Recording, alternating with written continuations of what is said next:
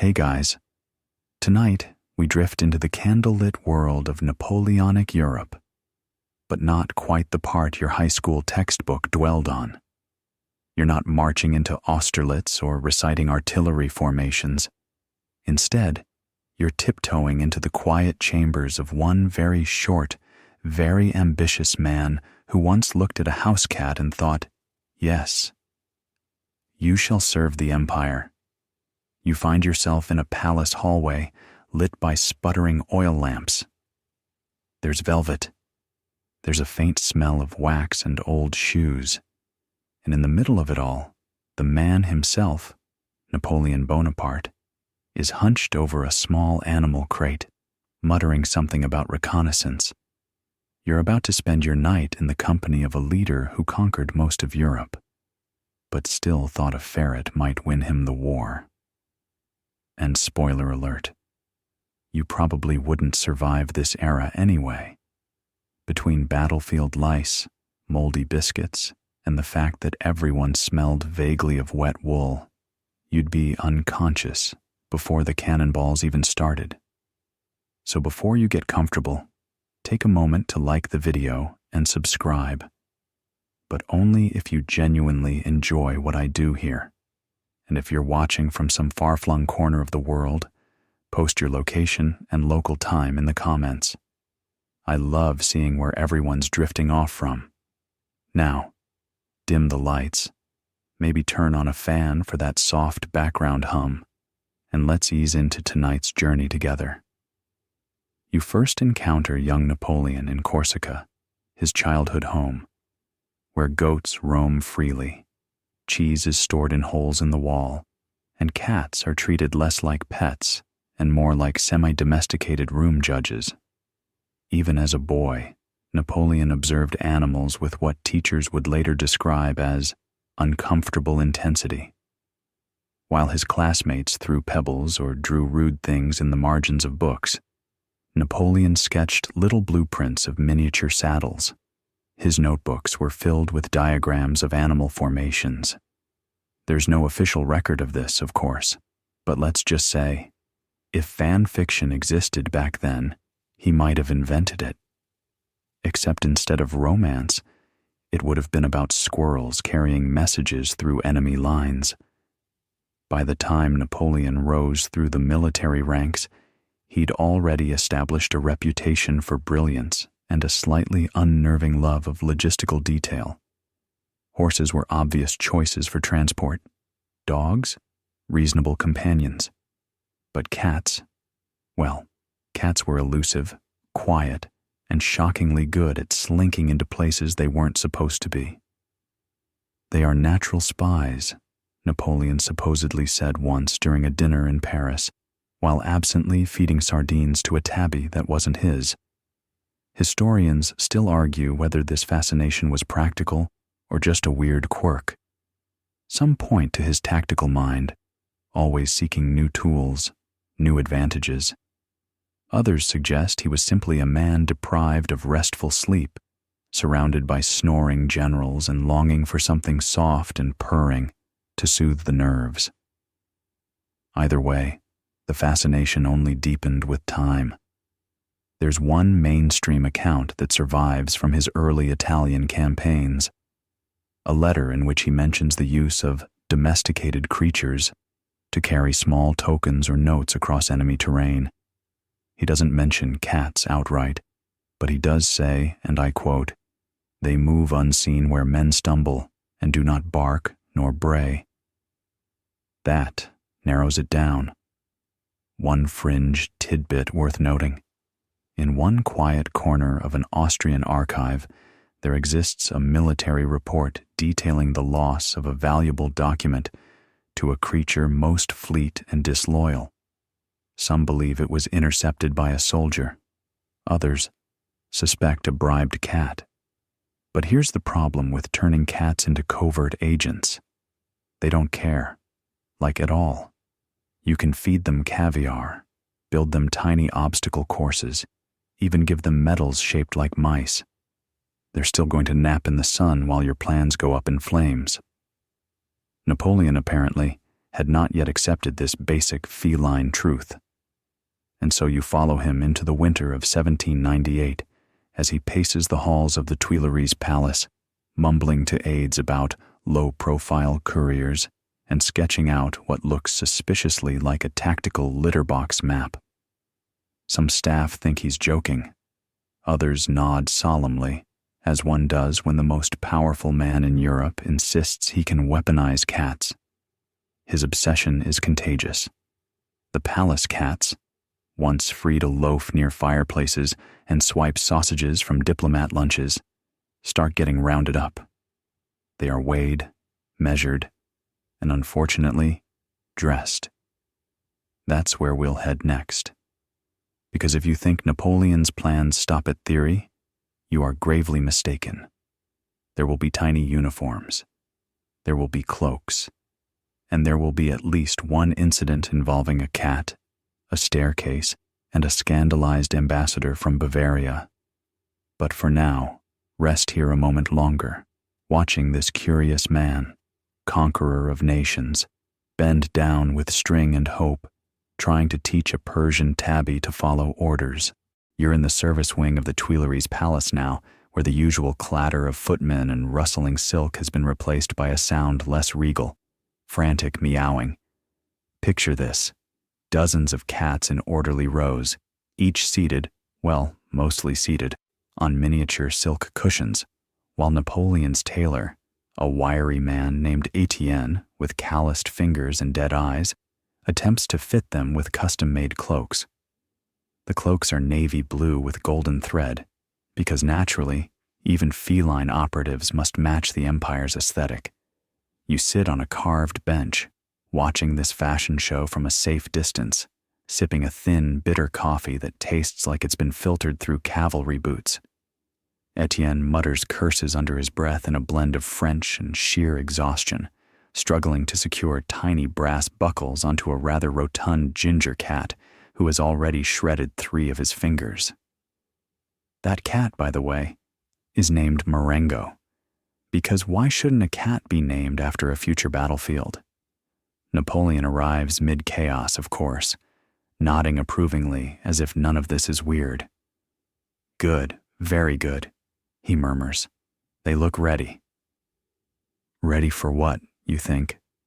As one particularly cross-eyed tabby escapes her harness and disappears into a vase. The general's plan, as he lays it out with intense conviction, is surprisingly thorough. Each cat is to carry a message capsule strapped to a tiny leather pouch fastened at the base of the cloak. These capsules will contain maps, false orders, or misdirecting intelligence. The cats are to be released near key enemy encampments and allowed to do what they do best: snoop around, climb into tents, and disappear behind enemy lines. Historians still argue whether Napoleon actually intended to deploy the cats, or if it was all just an elaborate stress-induced distraction from his real battle preparations. Some claim the so-called Cat Corps was more a thought experiment or even a parody of British pigeon post strategies. Others, like the poor servants tasked with chasing felines around royal staircases, insist it was absolutely serious. The test run is scheduled in secret. You're there. Well, not officially, but you're watching from the upper gallery of a Parisian courtyard, peering down as the cats are loaded into delicate cages lined with straw. Soldiers stand by, awkward and nervous. One has cat hair on his polished boots. Another is muttering a prayer, not for safety, but for dignity. With a flourish, Napoleon gives the signal. The cages are opened. Cats scatter in every direction. Some dart under carts, others climb trees. One cat leaps onto a general's wig and refuses to get off for 25 minutes. Not a single cat runs toward the intended target, a mock enemy tent stocked with food, firewood, and a conspicuously placed pigeon. Napoleon watches, expression unreadable. He says nothing. Aide-de-camp Berthier clears his throat and suggests perhaps further training is required. Napoleon nods slowly, staring after a long-haired Siamese, now proudly dragging half a salami from the field kitchen. There is, however, one cat, a sleek gray with a crooked tail, who does exactly what she's meant to. She crosses the open field, slips beneath the canvas, and emerges minutes later with her pouch untouched. Napoleon names her Josephine, which is either sweet or slightly awkward, considering that's also the name of his wife. Inspired, he orders a second round of tests, this time nocturnal release, urban navigation, and message retrieval. You follow these experiments through rain-slicked alleyways and candle-lit parlors. Cats vanish into chimneys. One sneaks into a bakery and refuses to leave. 2 are mistaken for omens and cause a minor riot in Montmartre. A fringe tidbit. During these trials, at least 3 local papers report sightings of phantom cats bearing scrolls, and begin speculating on whether France is developing magical weapons. Napoleon is said to have laughed at this, and then quietly demanded that the reports be collected and analyzed. But the reality is setting in. Cats, it turns out, are hopeless at teamwork. They ignore orders, lose interest halfway through missions, and occasionally attack the message capsules just because they crinkle. Still, Napoleon is undeterred. He commissions the creation of specialized cat saddlebags, padded and waterproofed, complete with embroidered imperial eagles. The cost of these items is never officially recorded, but someone in the finance office does annotate the budget margin with a sketch of a cat and the word "why." One mainstream historical fact comes from a report filed by one of Napoleon's quartermasters, detailing how 2 trained cats were loaded onto a supply boat bound for Venice. Neither cat made it. One jumped overboard before the vessel even left harbor. The other stowed away in the officer's hammock, bit him in the leg, and was later adopted by his family. Her name became Citoyenne Claus. Eventually, the program is paused, a word that here means silently abandoned without explanation. The cats return to palace life, most of them much fatter and infinitely smugger than before. Josephine, the gray one, becomes Napoleon's unofficial lap cat. He claims she understands troop movement better than most generals. And yet, the dream lingers. Napoleon doodles cat-shaped insignia in the margins of his notes. Occasionally, he asks passing aides if anyone has developed feline parachutes. They nod politely, promise to investigate, and never mention it again. Still, you can't help but admire the man's tenacity. While others strategize over cavalry, maps, and rifles, Napoleon sits quietly in the glow of candlelight, scratching a cat behind the ears, wondering if the future of warfare might just purr. You're now drifting through a different landscape, gritty, sun-bleached, and heavy with the scent of cumin, sweat, and adventure. Welcome to Egypt, 1798. Napoleon, ever restless, has brought his ambitions, and yes, his cats, to North Africa. You ride alongside him through sand-swept alleyways of Cairo, where locals peer from arched doorways and dust swirls like ghosts at your ankles. The French army calls it a campaign of enlightenment. The locals call it something less generous. And yet, there's a peculiar wrinkle in this desert march. It's not the heat, or even the snakes. It's the cats. Egypt, as you may recall, does not take its felines lightly. These creatures are not pets. They're sacred, respected, and in many neighborhoods, outright worshipped. For Napoleon, this presents both an opportunity and a minefield. One mainstream historical fact: the ancient reverence for cats persisted long past the pharaohs. Even in Ottoman-era Egypt, harming a cat was considered deeply offensive, and communities often adopted stray cats collectively. Enter Napoleon with his half-baked plan for feline espionage, unaware, or perhaps unconcerned, about the potential diplomatic fallout of putting tiny French flags on sacred animals. You arrive at a meeting between Napoleon and a group of local religious leaders. The room is thick with tension and incense. Napoleon's translator is whispering furiously in his ear, "No cat jokes, seriously. Do not bring up the cats."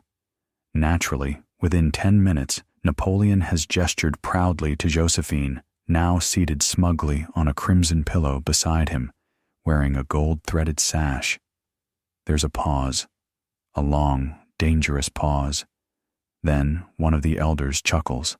He strokes his beard and says something about even the smallest lion having a place in God's army. The room exhales. Napoleon grins. The cat sneezes, and the meeting somehow becomes an impromptu feline appreciation hour. Historians still argue whether Napoleon's respect for Egyptian culture was genuine or performative. He did order copies of hieroglyphs to be sent back to France. He also, however, attempted to dig up mummies and once referred to the Sphinx as looking bored. The truth probably lies somewhere in between, a man torn between conquest and curiosity, diplomacy and delusion. But the real drama comes later.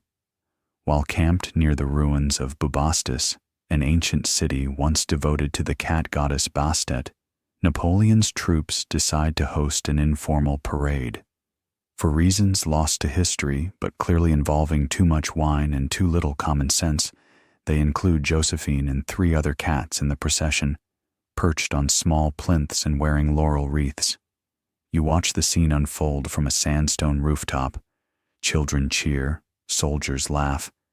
Then a local merchant catches sight of the spectacle and turns pale. Word spreads fast. Within the hour, a crowd forms, not angry, but deeply confused. Why are these foreign invaders dressing up sacred animals like Roman senators? A French officer tries to explain. Something about honoring feline nobility. It doesn't land. A mild panic ensues, during which 2 cats vanish into a nearby temple, and one climbs a date palm and refuses to come down. In the aftermath, Napoleon is livid, not because of the offense caused, but because one of the missing cats had just been trained to retrieve rolled maps. "She was my best operative," he mutters bitterly, ignoring the larger geopolitical embarrassment. One fringe tidbit from this time. A recovered journal from a French soldier mentions a cat that reportedly led him to safety during a sandstorm. The entry is vague and ends with, "I will follow the gray one anywhere," followed by a crude sketch of what might be Josephine, or possibly just wishful thinking. The Egyptian campaign continues, but the cat experiments taper off. For one, the climate proves challenging. The heat frizzles fur, the sand ruins paw pads, and one cat apparently took refuge in Napoleon's personal boots, prompting a very undignified morning. Still, something curious happens. Despite the practical failures, cats become a kind of unofficial symbol among Napoleon's troops. They're painted on tents, scratched into musket handles, even stitched into the corners of regimental flags. A strange cult of feline mystique forms, half joke, half reverence. In the evenings, soldiers gather around low fires, passing bottles and stories. One swears a cat appeared on a ruined minaret just before they won a skirmish. Another claims a cat slept on his chest the night before he found a buried coin hoard. You sit among them, wrapped in a threadbare cloak, the firelight softening everything. The sky is endless and dark. Somewhere nearby, a small, purring figure watches you with ancient, unreadable eyes. By the time Napoleon leaves Egypt, the cat program is mostly a memory. But Josephine returns with him. She now occupies a new spot, not just in the palace, but in the commander's personal mythology. She is never quite a pet nor a tool. More like a quiet confidant, the only living thing that never lied to him. Never plotted, never begged. Well, except for food. Obviously, you find yourself back in Europe now, the golden haze of the Egyptian desert traded for the gray drizzle of the continent. Napoleon is no longer just a general, he's emperor. The stakes are higher, the palace is colder, and the corridors echo longer. Yet somewhere between planning invasions and rewriting legal codes, the old obsession flickers again. Not full-blown cat espionage, perhaps, but something stranger still. Competition. Cats, it turns out, aren't the only animals vying for the role of courier in Napoleonic Europe. Birds, particularly pigeons, are stealing the spotlight. You're perched beside a musty window in a Belgian townhouse now, watching as military officials release plump gray birds into the wind, tiny tubes of parchment strapped to their legs. They vanish into the sky like serious little clouds. The experiment is quick, efficient, and wildly successful. Napoleon isn't thrilled. He paces the parquet floor, boots clicking, watching a cage of silent cats blink at him indifferently. They lack discipline, he mutters. Birds are obedient. Birds lack soul. One mainstream historical fact: carrier pigeons had been used since ancient times, but during the Napoleonic Wars, their deployment became more formalized, particularly by the enemy. The British, for instance, refined pigeon messaging to the point where they were used to communicate during naval engagements. Meanwhile, Napoleon's cats mostly sat in windows, judging people. Still, the emperor refuses to concede. He invites scholars, inventors, and naturalists to court to propose alternative intelligence methods. Some bring elaborate gadgets. Others bring insects in cages, or theories about telepathy. One daring gentleman brings a crow named Voltaire, who promptly relieves itself on the empire's coat of arms. Yet amidst all the innovation, cats remain a quiet presence in Napoleon's intelligence circles. Not officially, of course, but several of his personal informants begin traveling with cats. Not for spying, they insist, but for comfort and intuition. You follow one such agent through the misty streets of Vienna, where a sleek black cat named Citron accompanies him everywhere. Some say she once alerted him to a trap by hissing at a bowl of poisoned soup. Historians still debate whether this was coincidence, instinct, or a clever bit of dramatic flair. After all, cats hissing at soup is not exactly a rare occurrence, but the tale endures, stitched into the quieter corners of spycraft folklore. Meanwhile, pigeons thrive. There are pigeon towers in Brussels, encrypted coops in Bavaria, and even a rumored incident where a pigeon intercepted another pigeon mid-flight, like some kind of avian dogfight. The French reluctantly invest in pigeon tech. Napoleon grumbles. Feathers do not command loyalty, he writes in the margin of a logistics memo. One fringe tidbit? A proposal submitted to the Ministry of the Interior detailed a plan to combine cats and pigeons. The cat would carry the pigeon in a protective case, then release it upon arrival. It was rejected immediately, with a note reading simply, "You are confusing fantasy with logistics."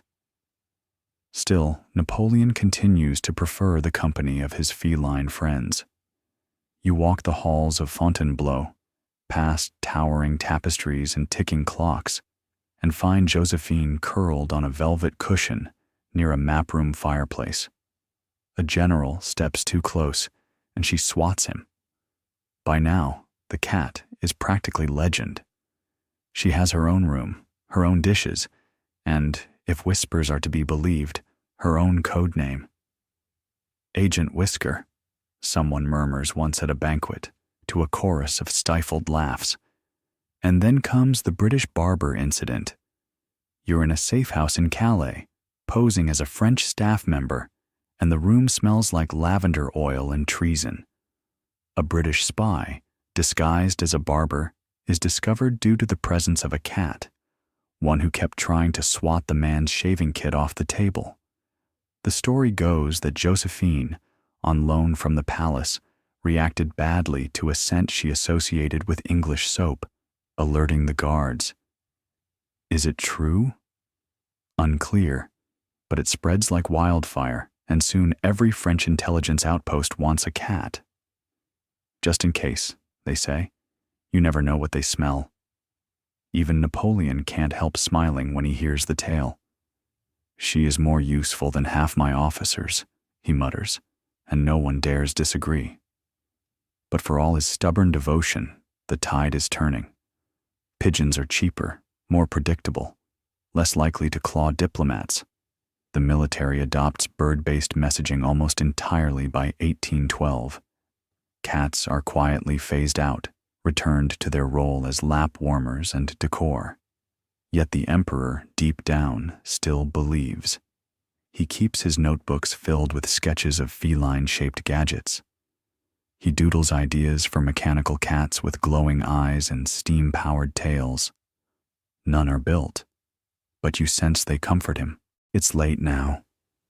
The palace grows quiet. You follow Napoleon down a marble corridor as he retreats to his private study.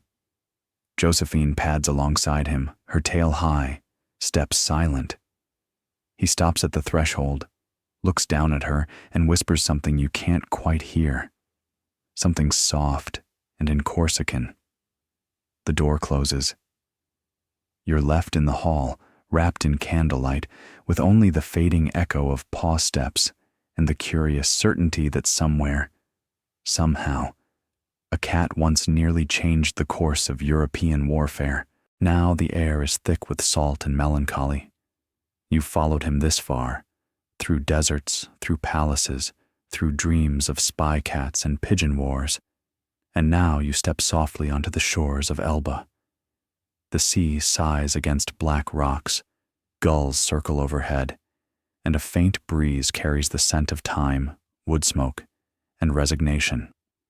Napoleon Bonaparte, once the emperor of most of Europe, is now exiled, and he has brought only a handful of companions. Among them, a cat. Her name is still Josephine, though some staff whisper that this is a different cat entirely, sleeker, darker, with a curious white streak above one eye.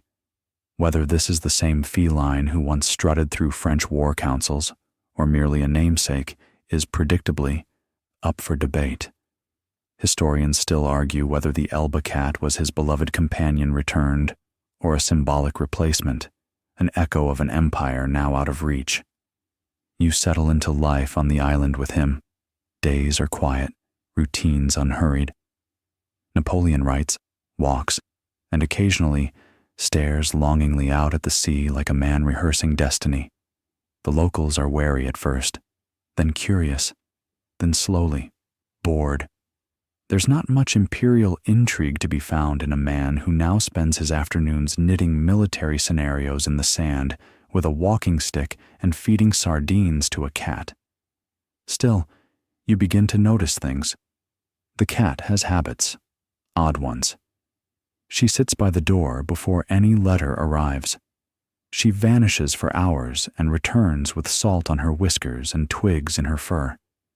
She once leapt suddenly from a windowsill moments before a lantern fell, as though predicting the collapse. She sees the future, Napoleon jokes one morning over coffee, then frowns when no one laughs.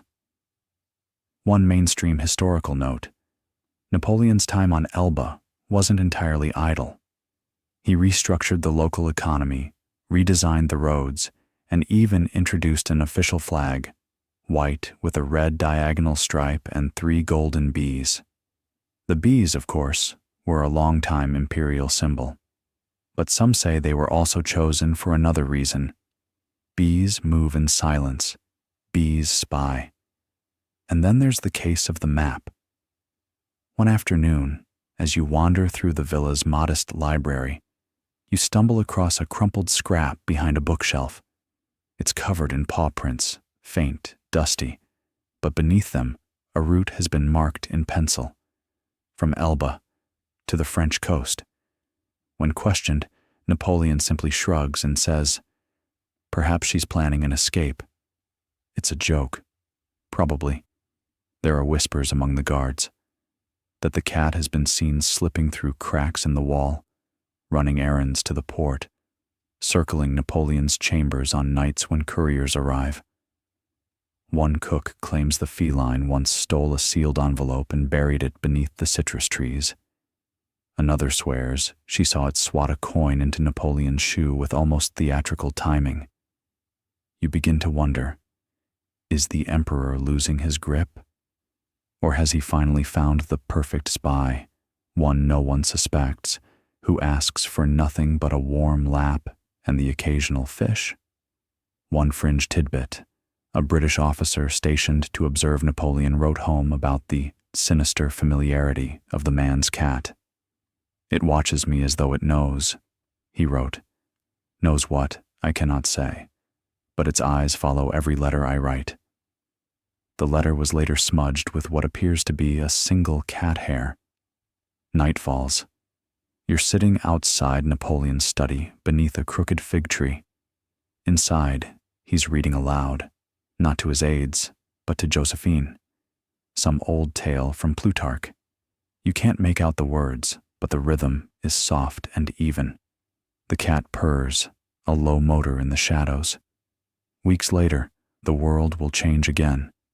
Napoleon will escape Elba, sail back to France, and retake power for a fleeting 100 days.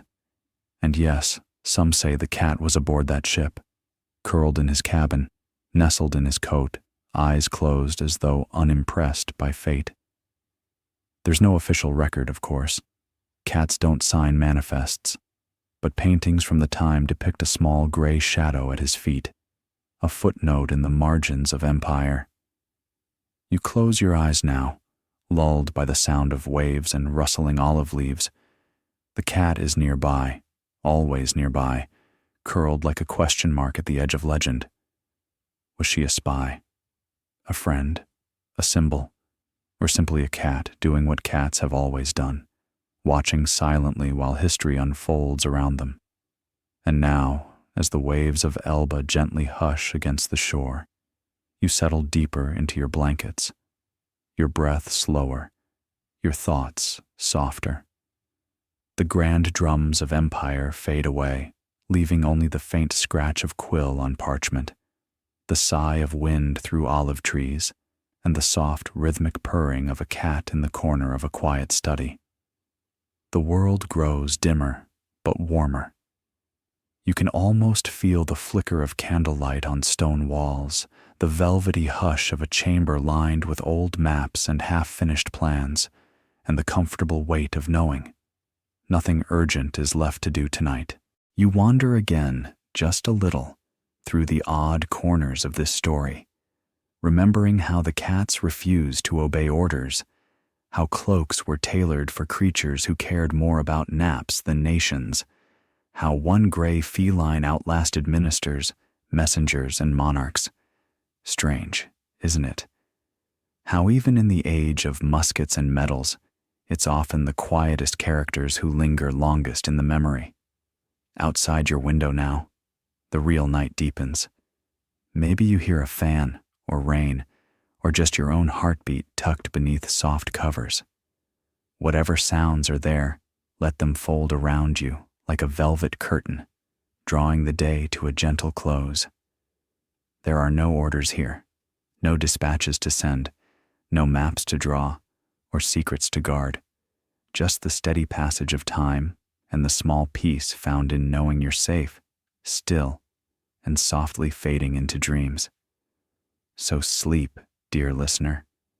May your rest be long, and your thoughts be light, and should you dream of empires tonight, may they be ruled by cats.